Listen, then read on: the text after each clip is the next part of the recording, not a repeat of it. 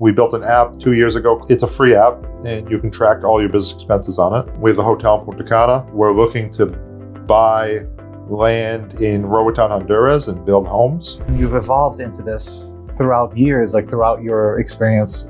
But you started with real estate, and then you saw opportunity, like, let me grow and look at other.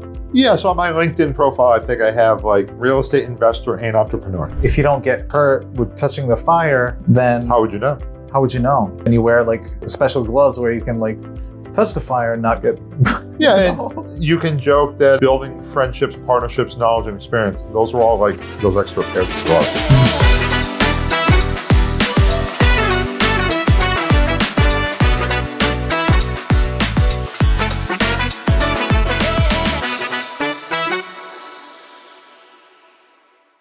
Welcome everybody, I am Kamil Sarji, your host of Just 2 Minutes. And today we have Frank. Frank, you want to tell us about yourself? Sure. So, hi, thanks for having me here. I love real estate, enjoy starting businesses, and I've been very lucky with some of the deals I've been able to pull off over the years. Started out just as a school teacher and was working a second job. And then eventually now I have a decent sized portfolio in about 12 different markets around the country. Yeah. Super excited today because you do have a unique story and very inspiring, especially for people who are out there working and, you know, they have that vision that they're going to invest in real estate one day and grow. So, but you're here today because the show's called Just 2 Minutes. And I'm going to take just 2 minutes to ask you like random questions, and then we can go into the real stuff. Awesome. All right. And I got my timer here. And go. All right. So like when you walk into JCPenney or Macy's or Bosco and they say, you've got an eye of a fish. What do they mean by that? I mean, these glasses might be a little thick now, but when you say I have a fish, I've actually never really heard that term before.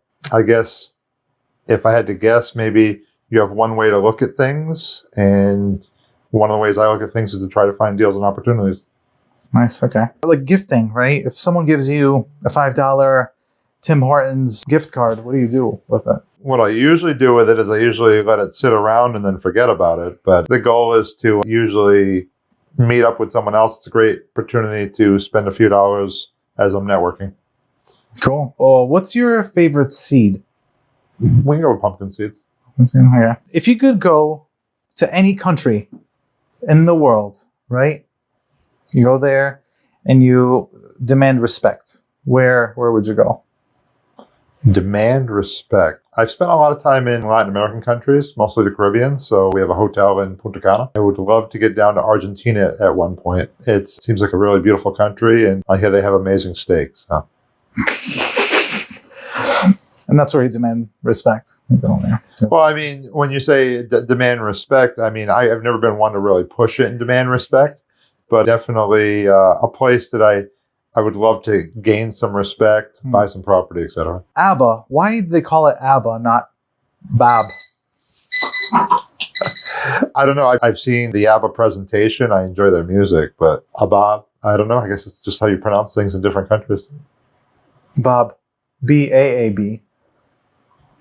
ABBA. I don't know. Anyways, so yeah, welcome. This is great. Thank you for coming here and getting interviewed by me. Yeah. And answering these weird questions.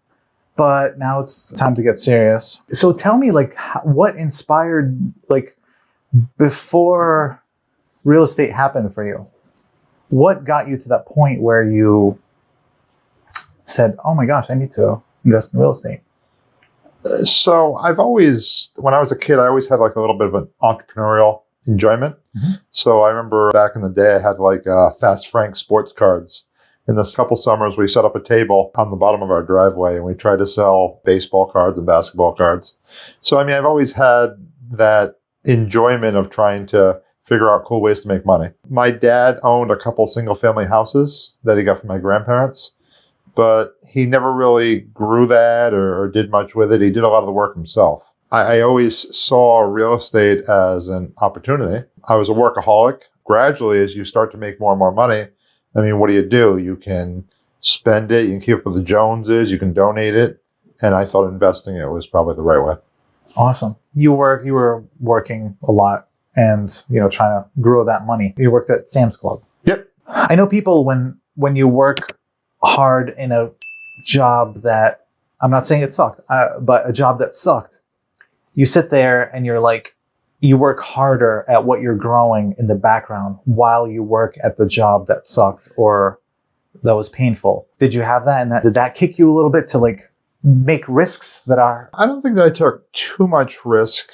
I did luck out a little bit with timing as well. But one of the things I did is I read, which many investors have read it, Rich Dad, Poor Dad. Actually, before that, I read The Cash Flow Quadrant, which is one of his other books. Yeah. And if you think about it, in the Cash Flow Quadrant, they talk about having employees, small business owners, big business owners, and investors. So with that being said, what I did at one point is they say you're basically going to become what your 5 closest friends are. So as I'm working the pallets, I actually cut off a piece of cardboard, and with my marker, I wrote down my 5 closest friends at one point. I think I still have one iteration of this at home. And I mean, at the time, they were all employees. So I tried to estimate what their income was and just think about how I wanted to change and grow. And then over time, I started to think about, who do I know that I'm not really close friends with, but I want to be closer to, and what they do. And that's what ended up happening. So, for example, Rick, he founded the local RIA. Rick was on my list of people that I want to be more like. Rick is very much an investor. Yeah, so he basically lent out money. He owns a few single families. He's done a lot of cool, different real estate opportunities. And those are the people that I try to become more like. Wow. Yeah, so it's like surround yourself with people that you want to be like and inspire you, and you inspire each other and grow together. Right? Yeah, I mean, if you have 5 great hardworking real estate agents and you hang out with them all the time, you'll probably become a hardworking great real estate agent, right? If you have 5 friends that know every statistic about the NFL football, you're probably going to become pretty smart at that if you really like it and you want to do it. Nice. Cool. So you wrote that on the cardboard. Yep. You crossed some names out? I mean, I'm still friends with everybody on that list. Yeah. But I would say that we've kind of started to stray apart a little bit. I was working 7 days a week, so I didn't spend a lot of time with them. But there are people that if I ever wanted to call them, if I called them, they'd still pick up the phone and everything else. But we don't spend as much time together as we used to. Okay. And they're still, I mean, this is almost 20 years ago. So, I mean, I'm still friends with all of them, but they're still all employees. Yeah. Yeah, I mean, 1 or 2 are retired now, but they never really attained anything that I was going for. Yeah.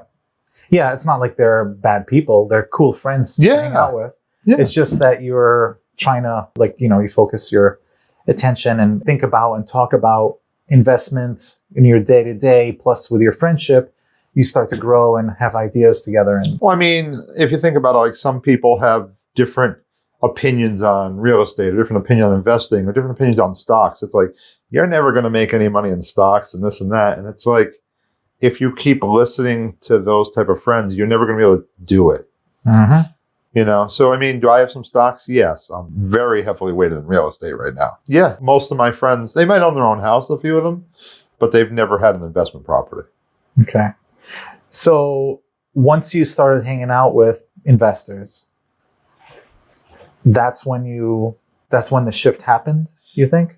I mean, like I said, I was always intrigued by real estate and I wanted to grow it. But yeah, I started to go to local meetups, the local RIA, consistently. It's all about consistency. So every month. And then over time, you start to hear about other cool deals that people are working on. You learn just different aspects of investing and you find opportunities. And if you've ever played Cash Flow 101, which is a little board game that Robert Kiyosaki talks about, you keep going around in the rat race, but there's all these opportunities that come up. And eventually you try to do something with one of those opportunities. Nice. Yeah. So I'm kind of like fast forwarding maybe. Yeah. At what point did you say, damn, this is amazing and I could probably like do this instead of what I'm doing in my day job? It probably took me a decade, but I probably could have done it quicker if I was more focused on it. And this was also before the internet, and I mean, not the internet itself, but like how much content there is now on investing. online. I mean, this is before, when I first started doing this was like '05, so it was before Bigger Pocket and a lot of those other websites, and it was before a lot of these real estate gurus were out there. I was just like, I can do it, and I slow and steady.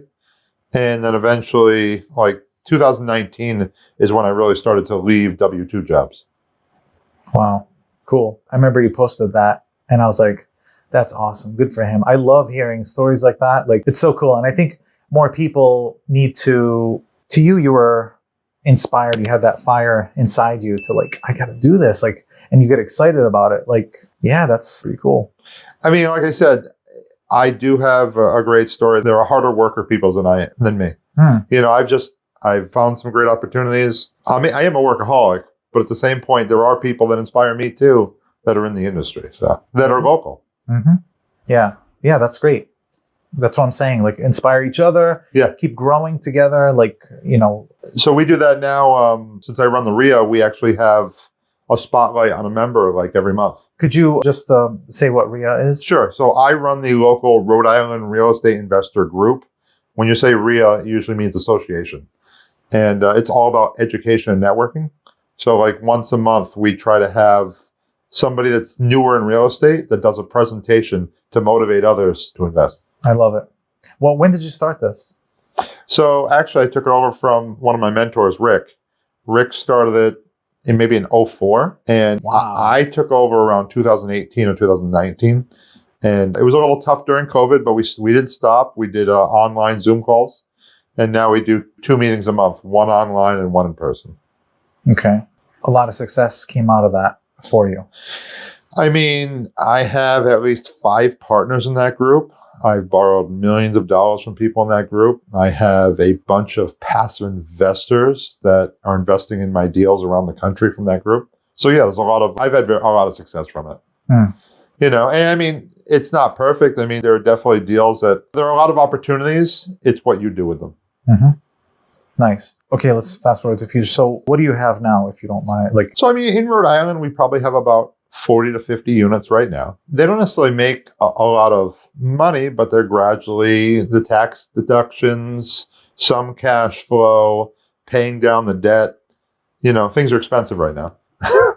In other parts of the country, I have some JV deals, say in West Virginia. We just sold a JV deal in New Hampshire last year. On the syndication side, which is I'm running deals and people have passively invested in it, we're spread across the fruited plain. We have stuff in Idaho, Arizona, Texas, South Carolina, Massachusetts. And then we have a boutique hotel in Punta Cana.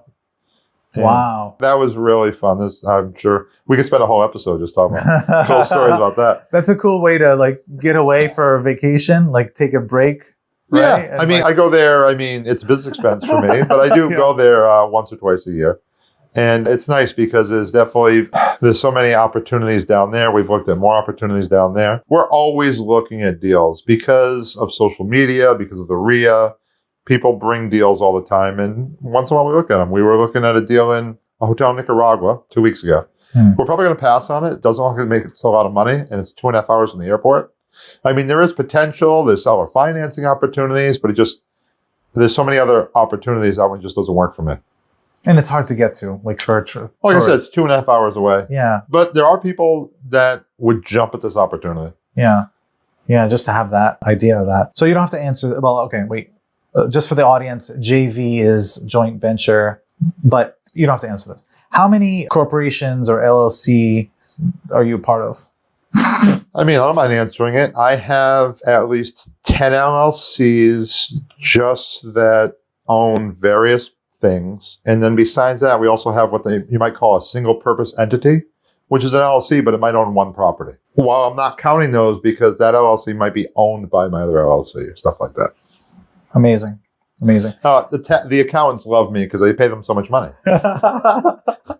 Like, you know what? This week you need to open up another one. You're like... So my main banker, she always asks me, do you want to open up another bank account? It's like, I already have like 12 with you guys. You know, I don't need another bank account this time. Oh, yeah, that's amazing. So, yeah, people out there, if you're watching, if you have one LLC, one corporation, definitely your accountant can help you set things up the right way. But yeah, that's great. Well, I mean, I have a lot of friends that they might own one investment property and they just own it in their own name. And I try to explain to them, I said, the more assets you have, the more you need to protect them. Mm-hmm. So I do recommend owning at least one LLC, if nothing else, to start tracking some of your expenses and writing a few things off. If you have a business, you have things that you're doing specifically for the business. Yeah. So one of the things, I used to be a school teacher, and once in a while I do go into classrooms and talk about investing. That's awesome. So one of the things I try to explain to them is that when you work a regular job, you work and then you pay taxes and then you get paid. They take it off the top. You clean it up at the end at tax season. But when you have a business, you or other people work for you, then you have business expenses, and then you pay taxes later. So there's a difference. Yeah. Have you been, or how early on in your whole investing and taking risks where you got burned? You don't have to go into detail, but I can go into as much detail as you want. Okay. So, even before I was doing real estate, I definitely lost money in stocks. Ugh, stock's horrible. I did a little bit too much investing in 98, 99. I lost money on my first real estate deal. We bought a vacant lot in Western Massachusetts at an auction. We went down a land auction down in New York City. And even though you try to learn stuff, land is a different animal. It's not producing income right there. So there was a lot of problems with the land. It had a lot of shale. So it was not easy to put a septic in. It was not easy to put a well in. And we ended up selling it back to the auction company. I think we lost about between $20,000 and $25,000 on that. Wow. And starting off, that was the first lot. Deal. Yeah. That's a lot. Why? I'm sure you got hurt, emotionally, Oh, definitely. I've definitely made all that back. It was painful, but you learn from the process. Yeah, but your first one, you're like, this is, you see your, yeah, it's like, this is more than a year of me working part-time. Yeah. It must have really. It was painful. And what got you to say, screw this, I'm going to continue doing this? I wasn't necessarily ready to really shut off like that. I just was unhappy with myself, and I realized you really got to focus on things you understand more than things you don't understand. You can learn stuff, but on certain opportunities, you might want to partner first. So I was telling you about all the crazy deals and stuff, opportunities. So for example, there's an opportunity right now in a Caribbean island where someone reached out to buy a tourist fishing business. What we would do is we'd rent the boat for half a day. They'd go out and they'd fish. We'd feed them. And it's a cool opportunity to seller financing. And my partner, and he's right, he says, yeah, but we know nothing about fishing and we know nothing about boats. So while you get excited, you can make money, this and that, it's nice to have partners that pull you back a little bit and say, maybe if you can find someone with that experience. That's a good tip. What other things you think someone, especially new, should watch out from or can be better prepared when taking risks? One of the first things that's hard to do, don't get super excited about a deal. Because when you're looking at it and you get very excited, you tend to get almost myopic, fish eyes. You tend to look at all the benefits, but you're forgetting all the expenses and all the risks. So, we've bought opportunities where the insurance almost tripled in the first year. We've bought opportunities where the taxes on real estate doubled in the first year. And it's like that wiped out our entire cash flow. Yeah.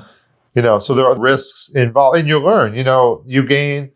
How do you not make mistakes? By having experience, I guess. And how do you gain experience? By making mistakes. So it's definitely a process. Right. If you don't get hurt with touching the fire, then how would you know? How would you know? Yeah. Then you wear special gloves where you can touch the fire and not get. Yeah, and you can joke that building friendships, partnerships, knowledge, and experience, those are all those extra pairs of gloves. Mm-hmm. So that brings me to my second thing. I'm sure a lot of people, even maybe back then, and I'm sure now, approach you and say, hey, can we partner up? How do you identify especially someone you've never met. And have you gotten burnt by trusting the wrong people? Yes. Okay, duh. That's a stupid question. No, I mean, so my suggestion, especially if it's locally, try to know someone for a while. You want to have dinners with them if possible. If this is the local stuff, you want to know them for at least a year if possible. You want to get so comfortable that they're not just putting on a show every time they're with you. So I'm not saying you have to go out partying, get drunk, and hear all the stories, but if you hear them talking during dinner about, oh yeah, this was such a story and we screwed that guy, it's like, yeah, it's a big red flag. But the best example I give you of partnerships, my current partner, so we own a virtual assistant business, and he was a real estate agent in Rhode Island. He came to the local RIA and he says, hey, I'd love to do a deal with you someday, this and that. And I said, you know what? The best thing to do is to build a relationship. So he's standing next. Buy me steak. What? Buy me steak dinner. No, it's not about that. But, yeah. But you want to get to know them. You want to get to know them. Right. He's sitting there at the RIA. Within 5 minutes, someone walked up and said the same thing. And when that second person left, in front of the other person? I mean, it's always networking. Oh, yeah. Yeah. So Pedro says, I'm never going to do a deal with you, am I? I said, build a relationship. Become friends on social media, get their phone number, spend time with them. And if the right deal arises, the right deal arises. So we built a company that 6 years ago, now we make 7 figures in revenue every year. And it's a great relationship. I've never worried about money with him. He's never worried about money with me. We have a joint bank accounts with 6 figures in them. And we're working other deals, other opportunities. We have this working business that helps other real estate investors. I mean, how can you go wrong? That's amazing. Okay, so that's the bright side. But any stories of like trusting the wrong person and really getting burned? I can't give away too many because I'm still involved with some of them. But oh my God, you're still... Well, sometimes when you're stuck in a deal, Yeah. I mean, when you have a piece of real estate that's not making any money, that's hard to refinance, and partners don't want to sell, you can be stuck for a little bit of time. I had one person, I won't mention their name, that didn't pay their property manager. They did not pay the insurance on a property that they were responsible for paying the insurance on. So we had no insurance on a property. Luckily, we did not have a problem. It was a big deal that I found out after 6 months we had no insurance. Man. Yeah. So I don't necessarily... Yeah. And by the way, I've seen worse property managers than that too. But yeah, that was a very big disappointment. Yeah. It's interesting what you say about having dinner with them and hearing them saying how burned someone or whatever. Because to me, like when I meet someone, I like to, get to know them obviously, but when I hear them talking about their enemy and how they deal with their enemy, it makes me think, okay, so if I was the enemy, that's how they would treat me. Yes. That's a perfect example. My big thing is that partnerships are hard. Partnerships always sound perfect when you start. Mm-hmm. It's kind of like a marriage, but it's like, how do they react to problems? Yeah. And if you have a lot of negativity, I try to find solutions to problems, but there are some people that just complain and have a lot of negativity with problems. It's like, do I really want to do another partnership with them? So I try to avoid them, but it's hard to tell sometimes. What about like asking other people, hey, do you know this person? Any experiences with them? Or that's a great idea as well, especially if you're staying local. Yeah. Obviously on the national side, it's kind of tough.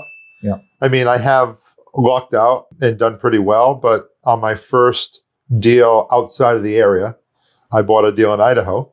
It was a referral from a VA client, actually. And I said, if there's one word that you can use to explain this person, what would it be? And he said integrity.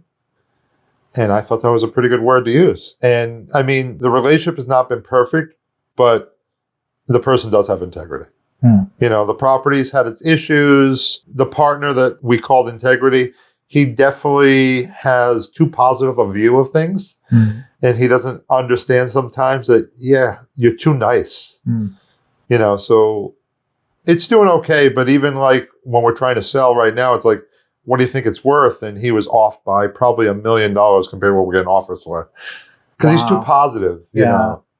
So I have a list of 20 people, and you tell me if I should trust them, okay? Donald Johnson. We're doing this on video? I'm just kidding. I was just saying, I didn't know Donald Johnson anyway. I know David Johnson. So I want to talk about so many different types of investments. You want to break it down, like, there's this type of investment, this type that I'm involved with. So most of my investments are real estate related. Most of my investments are just standard buy and hold small multifamilies. And rents. Yeah, and you're generating rent, you're trying to provide good, clean housing for someone, and you're trying to make a little bit of profit every month. Then we have local flips. We might buy a single family or a two family, try to buy it cheap enough, put in the work, and then put it on the open market. We have both of those things, but at a bigger level. So we have some buy and hold long-term apartment complexes, between 50 and 150 units. We have some same thing, but maybe like a 2 or 3 year hold, where we're doing the fix up and then we're going to sell it. When you say we, it's like joint venture stuff? Yeah, or sometimes it's like 1 or 2 partners. Okay. It's not always the same partners. Yeah. It's whoever brings the opportunity, see if we can bring value to each other. Usually someone might offer an opportunity that's local to them. So like when we close on a deal in, say, South Carolina, they might be boots on the ground in South Carolina. Because I don't want to fly there every week or stuff like that, but I can give advice from my own experience on how to help them. I can bring the money. I might be able to sign in the mortgage, things like that. So besides that, we have the hotel. We currently have an office in India that we do some tech development and web software stuff. Cool. Yep. We built an app 2 years ago called Perfect Bookkeeping. It's a free app, and you can track all your business expenses on it. We have the hotel in Punta Cana. We're looking to buy land in Roatan, Honduras, and build homes. Wow. We have property under contract there to build like 50 homes and sell them off. We have 18 acres in Texas to build our own mobile home park. And then we have the virtual assistant business. It's called Real Helper. And we help real estate agents, property managers, investors squeeze more time into their day. Because the office in India, we're actually building hotel software so that other hotels, boutique hotels, can use it. Nice. Yeah, just a few things. Yeah, wow. That's great. And you've evolved into this throughout years, like throughout your experience. But you started with real estate, and then you saw opportunity, like, let me grow and look at other... Yeah, so on my LinkedIn profile, I think I have like real estate investor and entrepreneur. Awesome. If you were to coach someone or mentor someone, how do you teach them to take good risks? So when we say good risk, I would say build as much experience or knowledge as you can to begin with. Try to find someone to partner with that's done it or that you trust. And try to get into an opportunity with the smallest amount of money down possible and have reserves. For backup. Yeah. So for example, I had someone reach out the other day for coaching or mentoring, and they want to buy a 5 to 15 unit apartment complex. Not necessarily around here. They want to do it in down south, Georgia, South Carolina. And I said, well, how much do you have to put to work? And they said $30,000. I said, that's not enough. I was just flat out. It's like, that's not enough. That should be like your emergency fund because, I mean, they're in their 60s. I don't know if they're working anymore. They may have other investments, but you really need to have money set aside. 3 months, 6 months, some type of dollar amount set aside before you invest with the rest. Yeah. So that's good. Now, tell me more about Cash Flow Kings. So the Cash Flow Kings is basically our real estate podcast. It's big on motivate, educate, duplicate. We try to motivate people to do real estate or other types of investments. We try to educate, and then we try to have people duplicate our success. Awesome. Where is it on? Like on social media? Yeah, I mean, we're on Spotify. You can connect. We have about 14,000 followers on Instagram. We're always posting content. It's just it's a great brand. We had to fight for it legally. So, we own the brand. We offer, once in a while, we might offer some kind of meetup or different things just to gain knowledge. I mean, back when we started, we had like 30 people playing Cash Flow 101 at a local restaurant. Wow. So, I mean, we don't do a lot with it, but it keeps our name out there, and we consistently produce podcasts a month. Nothing crazy. Last question for you. Where do you see yourself in 5 years? Ooh, I laugh because that's the same question that we ask our people on the podcast. Okay, I'm sorry. Where do you see yourself in 6 years? No, so actually, the way I ask it is, what do you want to be when you grow up? Where do you see you and your business in 5 or 10 years? My goal is to continue doing what I'm doing, try to get my kids more involved. My oldest is a senior in high school. She doesn't know what she wants to do in college. I've tried to instill business acumen into their lives. My oldest and my other 2 kids as well. I had them lend me money on the hotel. They basically put $200 or $100 investments, and I gave them a crazy return. So if you played the game Cash Flow 101, it's basically 10% a month.